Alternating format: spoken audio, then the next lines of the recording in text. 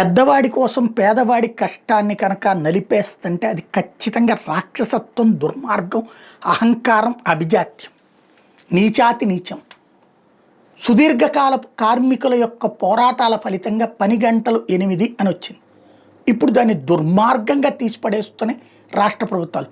ఆంధ్రప్రదేశ్లో 12 గంటలు, తెలంగాణలో 10 గంటలు, గుజరాత్లో కూడా ఇప్పుడు 10 గంటల పని దినాలంట, 10 గంటల పని అంట రోజుకి. అంటే పిండేయండిరా అని చెప్పి వ్యాపారస్తులకు హక్కిస్తున్నారు గుమస్తాల మీదన, కూలీల మీదన. మరి ప్రభుత్వ కార్యాలయాలు అట్ట పెట్టండి, 12 గంటలు చేయించుకోండి. ప్రభుత్వ ఉద్యోగులతో 14 గంటలు 15 గంటలు చేయించండి. ఉంటారేమో చూద్దాం, యాక్సెప్ట్ చేస్తారేమో చూద్దాం. ఏమిటి రాక్షసత్వం? పేదవాడి మీదనే పగ, పేదవాడికే చెయ్యాలా? అదేమంటే ఎక్స్ట్రా డబ్బులు ఇస్తారు. ఎవడండి ఇచ్చేది? ఇప్పించండి. ఒక గుమస్తాకి 8 గంటల డ్యూటీ. ఇప్పుడు హైదరాబాద్లో 8 గంటల డ్యూటీలు అన్నాక పొద్దు నుంచి మధ్యాహ్నం దాకా చేసేవాళ్ళు ఒక బ్యాచ్, సాయంత్రం 6 దాకా, మధ్యాహ్నం 2 నుంచి వచ్చి రాత్రి 10 దాకా చేసేవాళ్ళు ఉన్నారు. అట్లా 8 గంటల వర్క్ నడుస్తుంది. ఇప్పుడు దీంతో ఏంటి, 12 గంటలు చేసేవాడే కావాలంటారు. ఇప్పుడు 10 గంటలు అంటున్నారు.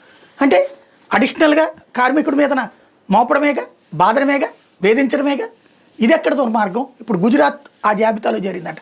10 గంటల పని దినాలు పెడుతుందంట, రోజుకి 10 గంటలు పెడుతుందంట. చాలా దుర్మార్గంగా చేస్తున్నారు. సాధారణ కార్మిక వర్గాన్ని దోచుకోవడానికి ధనవంతులకి ఒక అవకాశాలు కల్పిస్తున్నారు.